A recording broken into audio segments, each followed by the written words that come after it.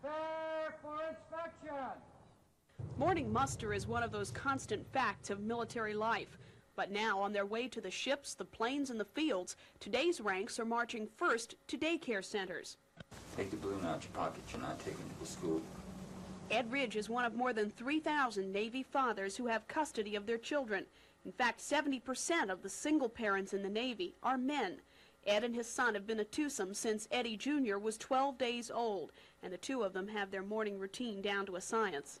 I have to be to work by 6:45, and usually I get up by 5 and get myself ready and then get him ready. I'm out of here by 6:30. It has not always been easy. Eddie Jr. has not always been old enough for daycare centers, and full-time babysitters were never in the budget. When I was working 3 to 11, 11 to 7, there was a few problems getting some sleep during nights. When I would have him at the babysitters while I worked and then come home and try to take care of him myself through the day. I'd be lucky to get an hour's sleep. But now, as a psychiatric instructor, Ridge works fairly regular hours and can drop Eddie off at a daycare center a block and a half from their house. Bye-bye. Minutes later, it's time for inspection. In another 2 years, Ed Ridge will face the end of his stay here at the Portsmouth Naval Hospital and will face a probable return to sea duty.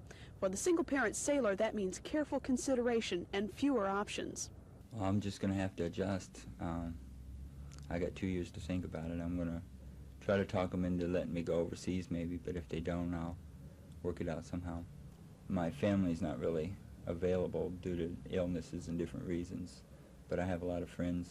I've had a lot of support in the last 4 years. I'm sure I can work something out.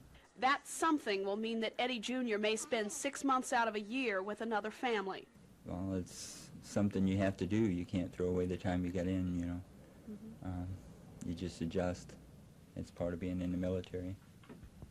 It's hard to say how many men have faced Ed Ridge's dilemma, but many who have taken assignments that may stall their careers but still keep them with their children. It's a simple matter of mathematics. Too many single-parent sailors, too few alternatives to sea duty, and the numbers are growing every day. Tomorrow night we'll meet a single military mom and find out why the service is such an attractive alternative for thousands of women just like her. At the Portsmouth Naval Hospital, Kathy Mitkiff, The Daily News.